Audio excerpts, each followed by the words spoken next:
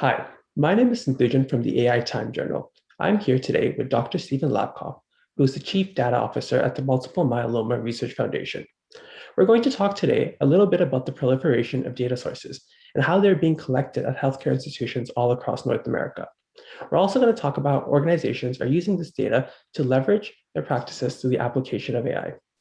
Dr. Labkoff is instrumental in leading his organization's data and AI practices and is part of a new class of physicians who are using their clinical skills to help optimize healthcare management. To start things off, would you like to tell us a little bit about yourself, Dr. Labkoff, in terms of your educational background and career pathway? Sure. Thank you. And thank you for having me. Um, so my background is that of a trained internist and a cardiologist. I did residency and fellowship in those fields, was boarded in internal medicine at one point. But then I took a turn in my career and did a postdoctoral fellowship through an NIH grant at Harvard and MIT through Brigham Women's Hospital in Boston in medical informatics. And effectively went into that field at that point. While I still practiced in medicine for a few more years, I eventually went into full-time informatics practice, if you will, but working now instead of in hospitals, working in industry. Okay, Uh, amazing. And so I would say with that, is that like the pivotal moment in what drew you towards leveraging data in your day-to-day functions? And did you use data practices when you were when you were practicing as a healthcare provider, or did you find that you used data more in your medical informatics role? so it was a little bit of both. So when I was a practicing physician, the things I tended to do was I used to concentrate on what the data was telling me about my patients. And I would do kind of outlandish things like I actually was one of the first residents at the University of Pittsburgh to own a laptop, if you can believe that. I took out a personal loan from a local bank to buy a $4,000 Macintosh laptop. And then I started carrying it in a backpack with me when I made rounds and when I worked in the emergency room, because it gave me the ability to tap into the hospital's very primitive at that time in the 1990 or so electronic medical record system and archives. So I was able to tap into being able to get uh, patients' medical histories literally hours, if not a day, before they were retrieved as paper charts back from literal warehouses in another part of Pittsburgh. um, I kind of started concentrating almost more about how to handle the data, where it was going, what it was being used for, and trend analysis on my patients than whether or not how they were doing in other respects, and it really started to fascinate me.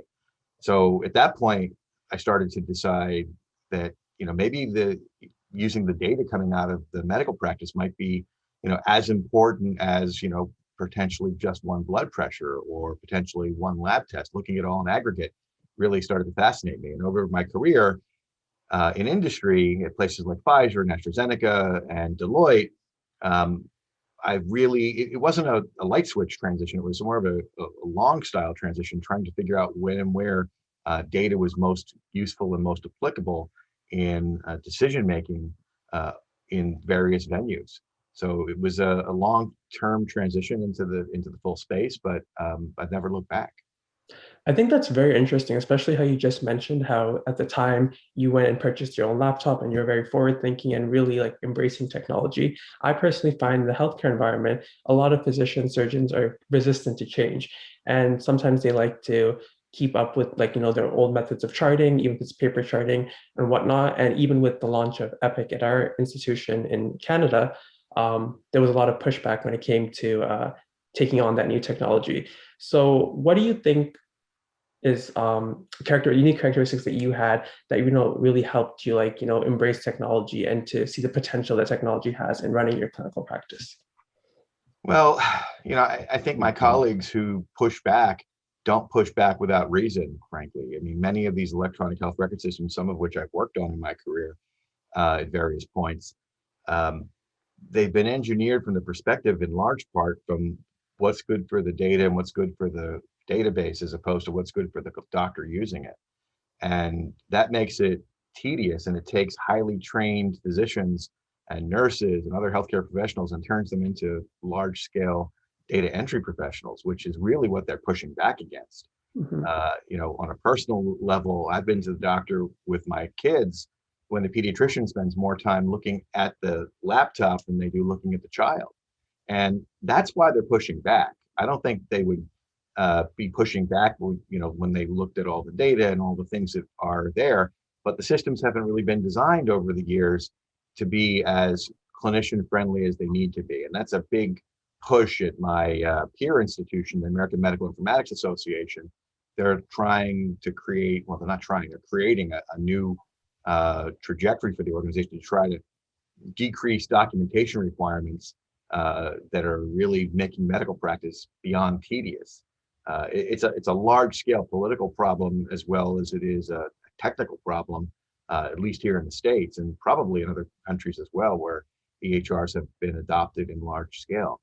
I don't want to turn this into a political interview or anything like that, but it really does become an issue at policy level, in addition to at the bedside, but both issues need to be solved. And the policy issue, frankly, is driving a lot of what's happening at the bedside.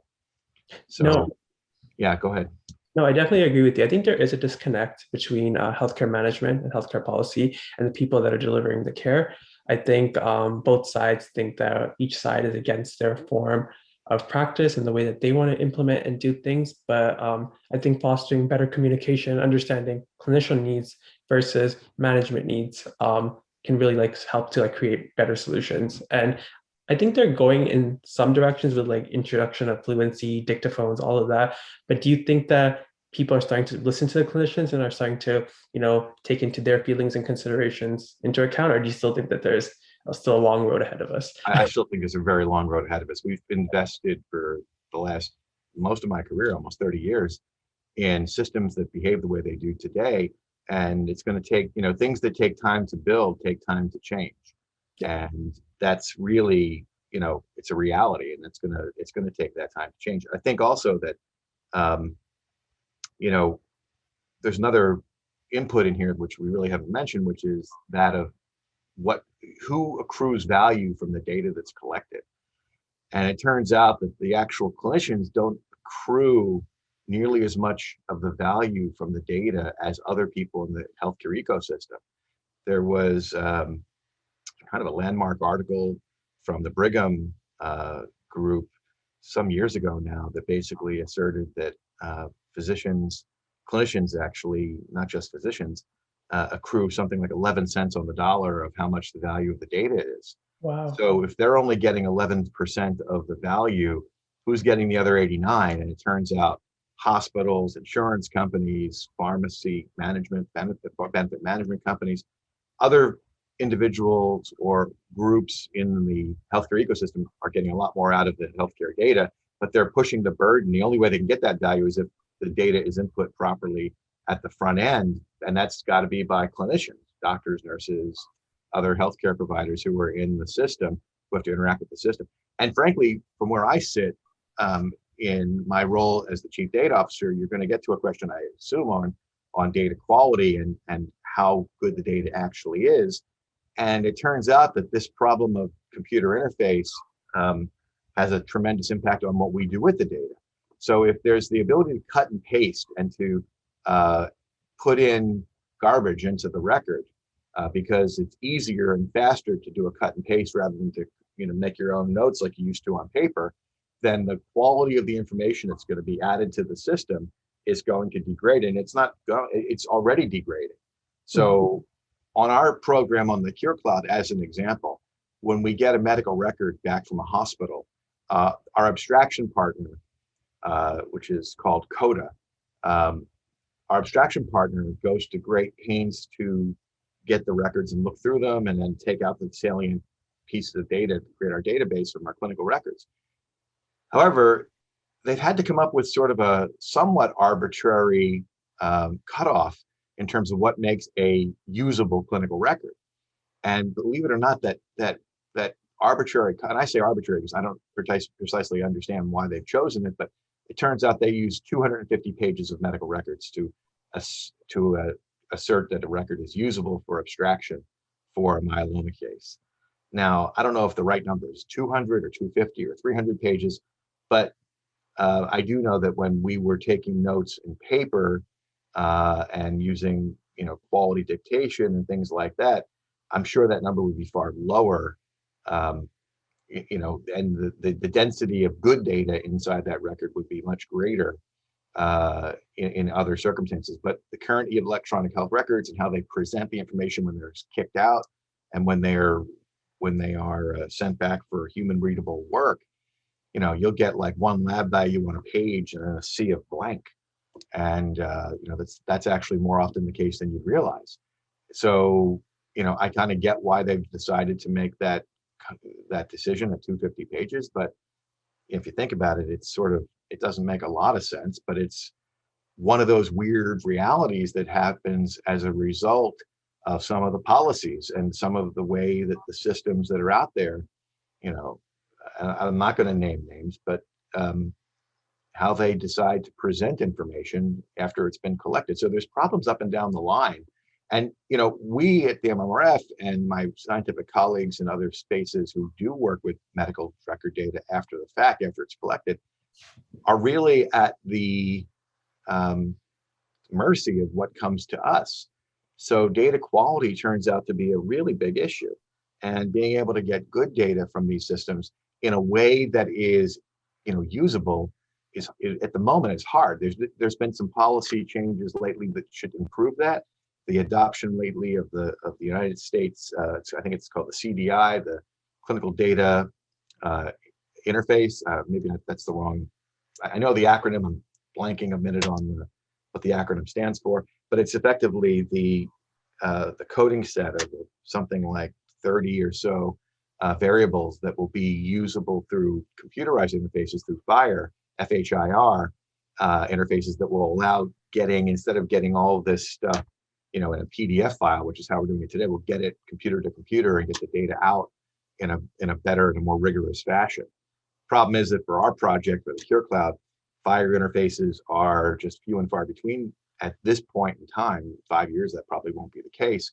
But for us to abstract the information in a meaningful way today is really, really hard. So we're doing it literally by brute force. Humans are actually going through these files and almost, with some computer assistance, but largely by hand, pulling out the data fields that are required for us to build our data set for our analytics program. But like you said, the problem with even that, though, is that since these data sets or the ways that this data is collected, it's all standardized, you're really compromising on the quality of the data because it's very cut and paste over. Well, let's hang on. Let's be really clear. The cut and paste stuff are kind of the textual notes.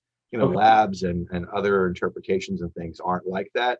But in a given interaction, a doctor used to use this concept called a SOAP note. And the assessment and plan portion of that would generally be prose. And it's prose like that in the record, which tends to get cut and pasted and not be all that useful. Okay.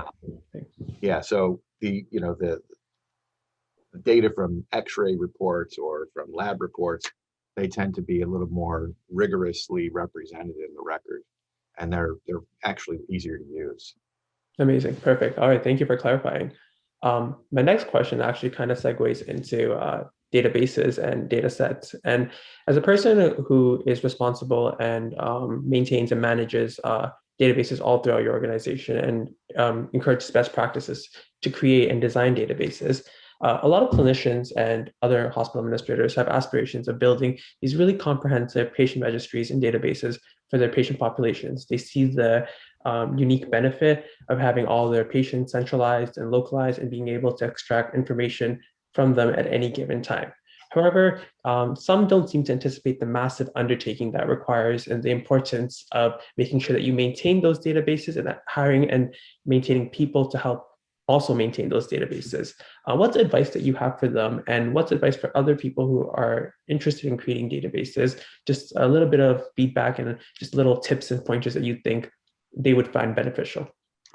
Well, you raise a really important point, is that people don't appreciate the level of investment, both in capital and human capital, needed to really bring this stuff to fruition.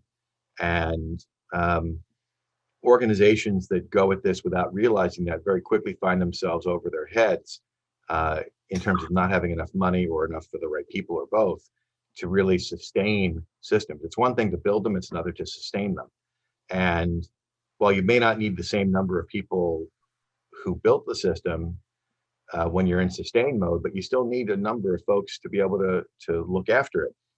Even with our system at the CureCloud, even though we're built and we're running, we still have little weird things that pop up in the machine works, if you will, that can cause issues. So, one day a certificate may expire in an interface between two systems, and all of a sudden things grind to a halt.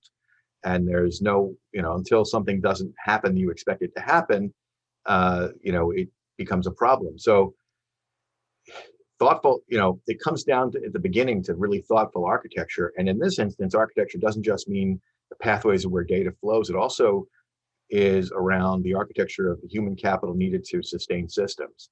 And it's a concern which you really flagged it well, because it's one that most organizations just simply underinvest in. Even at our institution at the MMRF, we have a very small group.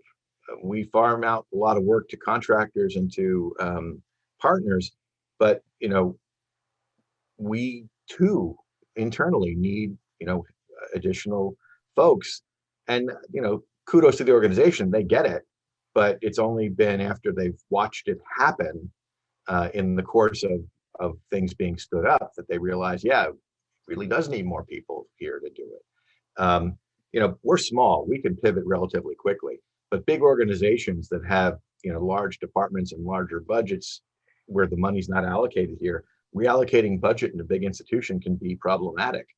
And I once read an article years back where I think in the finance industry they allocate something close to 7% of the revenue or the spend on an institution on information systems, and that includes their people. And healthcare is down at like 2 or 3% or something like that. So you can check my facts and maybe find the citations outside this interview, but I think you'll find that that's a very big challenge in many institutions, especially the bigger ones, where they just don't appreciate the complexity of what they want to do. And with AI and with machine learning, when it comes to standing things up like that, it's even more important, because in order to make AI work, you have to have really well curated data. Exactly. And you need a lot of it. And therefore, it's not just about making sure that the data is in the right place, in the right bucket. It's about, is it in the right form? Is it in the right format? Is there enough metadata to make use of it? And in the case of the electronic medical records that we're working with, the medical record systems are stripping the metadata out of our medical records that we're sending off to our abstraction company. We actually have to work with a third party to reintroduce medical codes and medical metadata back into the record, which is idiotic because it's there to begin with. The doctors, we're cycling back to the beginning of the problem where the doctors are actually spending time doing data entry. Well, part of the expensive data entry that they're doing is they're coding the data with metadata. And then for some reason, which I really can't explain, on the printouts we're getting, which are these PDFs, those codes are being stripped. Wow. I mean, I shouldn't say I don't get it. I do get it because they have to be human readable, but there's no way for us to get those codes. Now, again, when FHIR becomes more, not just it's an accepted standard, but it's not proliferated yet. Once the FHIR interfaces come online, and those codes will, in theory, at least, be much more easily accessible and usable. But between now and then, we have to jump through hoops to get a third party to re-encode our data for us, and that makes, it matters. Having the right metadata for an AI system to be able to deal with, text and drug names and procedure codes. It's much easier to deal with codes than it is to deal with text. Text introduces, transcriptional errors. It introduces spelling mistakes, and the precision and accuracy of what you're doing with the data relies on the data being in good shape. And metadata goes a long way for helping to ensure that it's in good shape. And we can't get it. And it's been a frustration of mine since I first started at the MMRF, when I realized what we were actually getting from these systems across the United States. It's really a big challenge. No, thank you. Thank you for highlighting those challenges. I think it's really going to get our watchers to really think about the work that you guys do and the challenges that you face, because I think there's this misconception, or maybe not misconception, maybe this thought that data centers have massive amounts of resources and people and et cetera, but they really don't. There's just usually a very small team that's responsible for maintaining all this infrastructure and all these databases. And I think what you just really like highlighted and you really drove home is the challenges that you face because of the lack of investments that organizations choose to put in data governance and data based management, but yet there are benefits that they see they want to reap from it, if that makes sense. Right. It's complicated, and it touches a lot of different areas. It touches policy, politics, clinical medicine, informatics. It's not. It's got, the problem is multifaceted, so the solution is going to have to be multifaceted. And, I would point people to the American Medical Informatics Association if they're interested in this problem. AMIA, or AMIA as I call it, is sort of the natural home where these problems are debated and tried to be solved. You might ask yourself why they weren't solved when they're being built, but when the Obama legislation came through to invest in electronic medical records, all of a sudden there was almost a feeding frenzy for it. The financial incentives were gigantic. Mm-hmm. So the incentive was to install, it wasn't to think about some of these issues. Exactly. So, the incentives really skewed what was put into service.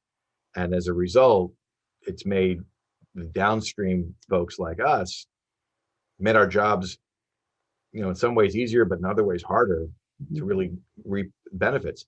And I'll tell you what, in the days of COVID right now, with the COVID pandemic raging as it has been, the fact that these medical record systems can't even talk to each other in a meaningful way is really gumming up the works and figuring out what the devil's happening to our patients who have COVID.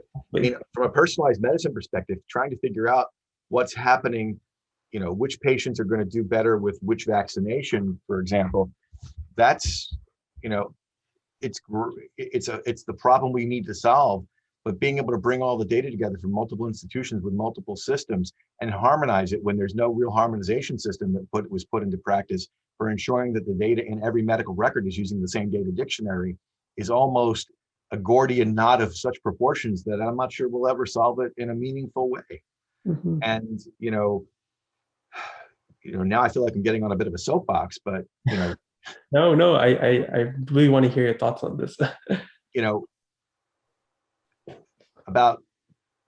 There was an article some time ago that said it takes something like 17 years to get from bench to bedside for a medical practice to go from a research bit to being in clinical care, and that at 50% impact in the system. And that would be something like they invented statins, and then it takes 17 years for the statins to be part of medical care. Well, I made a recommendation to the Institute of Medicine some time ago when I used to work at Pfizer. I was invited to be at an IOM meeting. And I'm listening to all the debates going on, and I raised my hand and I said, wouldn't it be interesting if we took a new track here? If we decided as a nation to create one clinical dictionary for medical care, and we give the electronic medical records companies and the hospitals, we give everybody in the ecosystem 17 years to implement it and get it right. And 17 years is a long time. Yeah. I started looking at this space and on this particular facet about 17 years ago in 2000, a little more, almost 20 years, 2001. I took a job at Pfizer where I started working in healthcare informatics. And, had they taken it seems like a really grandiose bit of advice, but in those 17 years, had we actually done that, and we had one universal data dictionary for the United States, the issue of interoperability would melt away. And the issue of being able to do this COVID research that we need to do now in terms of the pandemic would have been mountains and mountains easier. No, for sure. Definitely. I agree. And I still think the concept of having a 17-year window to get to a unified medical record data dictionary for the entire country, and Epic uses it, and Cerner uses it, and name your EMR company. They all have to use it, but they don't have to turn it over tomorrow. They have 17 years to turn it over. And, but there's so many financial and political and, All of that. roadblocks in the way for that. And by the way, many of these organizations feel that their data dictionary is their intellectual property, and it gives them a competitive advantage because they do it better than other people do. Well, the problem here with that philosophy is that it really diminishes the long-term utilization of this data for people like me, who are trying to build a medical registry. But my medical registry is nothing in terms of level of importance compared to what's going on at the macro level around the world with COVID. By the way, I'm not dismissing what we've done. We've done some marvelous work at the MMRF, but when you take it in the scope of what's going on with COVID, it's, it pales in comparison. But we won't be able to solve for things like that easily until we get to some means of true interoperability between systems, so that the data that comes out of one system equates to the data coming out of another, and that becomes truly interoperable. And I've been in this field now since 1991, about 91. So that's 30 years. And I can guarantee you that I'll still be employable as an informatician in 30 more years unless this is addressed. For sure, I definitely agree with you. And no, this is definitely stuff for our viewers to think about, and to, maybe as driving the next generation, things to talk about into policy making, and to bring it up to healthcare administration and management, so that they can start to see and understand these problems and challenges that you guys face. I really want to talk, actually, that you mentioned earlier about your CureCloud database. I know that it's collecting lots of really interesting data, and it's also collecting PROs, and well, you're aiming to collect PROs. And I just want to hear your thoughts on your database, and what your goals are with this database, and just the overall bigger picture about this database, because I think it's quite fascinating, and where you also see the potential of this database being used in creating and developing AI models. Sure. So first of all, let me correct you. It's not a database. It's a collection of databases. It is a direct-to-patient registry, and it is accruing data from a variety of areas. We have multiple systems, you can call them databases, that are managing various pieces of it. But the CureCloud it's many things. So the front end of it, what people see, is a workflow engine, which allows for data collection from patients. Being direct to patients, we're trying to involve the patient themselves at the beginning of this whole pipeline of information. It's meant to actually, there's value in it to return to the patients. We're actually returning data directly to the patients. Their clinical report, and I'll explain what that is in just a minute, is being returned to them. So their patient is participating, but then they're going to give us the rights to use their medical records and use samples of their blood for genomic testing. But they're getting something for it. They're getting actually the results of a genomic test. The CureCloud has implemented, with partnership with the Broad Institute and the Dana-Farber Cancer Institute, a brand new 70 gene targeted myeloma panel. And that panel is looking at the 70 genes that are most likely to be involved in myeloma, and seeing whether, what the genetic signatures are, or genomic signatures are, for patients with myeloma. And we have two different grades of patients in the system, not grades, but two different types of patients with active myeloma disease, and also a subset of those patients with what's called smoldering disease. Smoldering is a precursor disease, and it's they're in the system so we can follow them longitudinally. CureCloud is a longitudinal registry, so we're collecting data on patients, not just when they come in as a snapshot, but we're also collecting data on them, and blood on them in particular, whenever they have a change in the clinical status. So if their medical status changes, they have a relapse, or they get a transplant, or they have some other major change in their medical journey, we collect more blood. So we'll have the same genomic test. I've been striving to keep everything in the system harmonized across time, not just across the snapshot.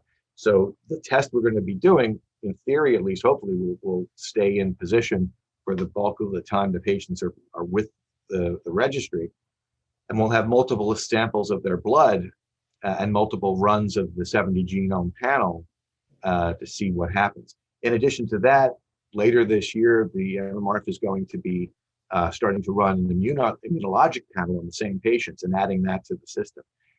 We have the electronic medical records, which we mentioned previously, which are manually abstracted by this company, Coda. The medical records are then re-encoded by another company called Intelligent Medical Objects. They do the re-encoding of the clinical metadata that we've talked about. When the genomic study is done and complete, it is given to the pathologist at the Dana-Farber Cancer Institute who read the file, all the big BAM files that come out, and those are distilled into a clinical report, which is CLIA grade, so that it is usable by clinicians. A copy of that report is given to the patient's doctor. Another copy of the report that's been translated from clinical language to patient language at the 8th grade reading level through another partner called My Gene Council is provided back to the patient, so they can actually use this data in conjunction with their clinicians for for care and decision making. We also provide the ability to match patients to clinical trials that are in process right now, where genomic signatures are part of the inclusion criteria. So if a patient has an actionable genomic anomaly, and they happen to match for a trial, we're giving them the information of who to call and contact about getting on those trials. So this has been a really big effort. It's taken us over almost 3 years to build. And we opened last July, and we've now accrued almost 600 patients into the system. We're gunning to get 5,000 over the next 5 years, hopefully sooner than that, but that's the stated goal. And we're accruing patients right now at roughly 50 a month. And, in registry terms, that's outstanding. That's an amazing accrual rate for something of this complexity. Yeah, no, for sure. No, that's a huge accrual rate, and it's crazy the amount of work that you're doing to get these patients and all this information in.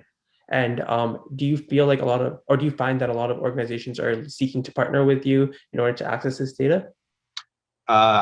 Yeah, there are groups that now are coming. The MMRF makes this data available.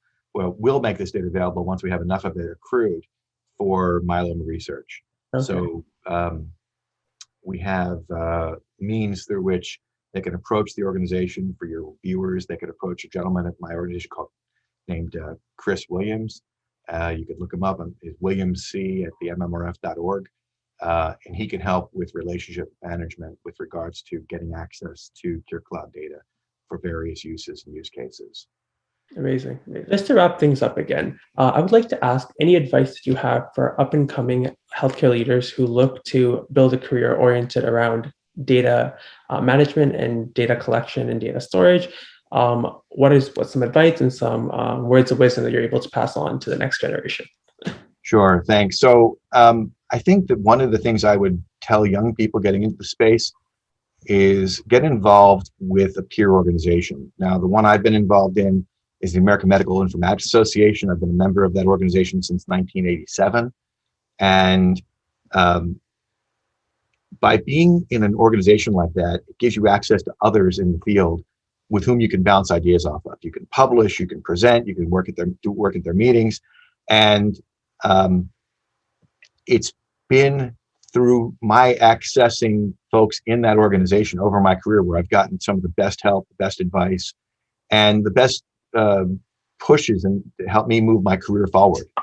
So I would tell you that if you're a young person, find a similar organization for your branch of your career, whether it's AMIA or AMIA or an AI-based group or whomever.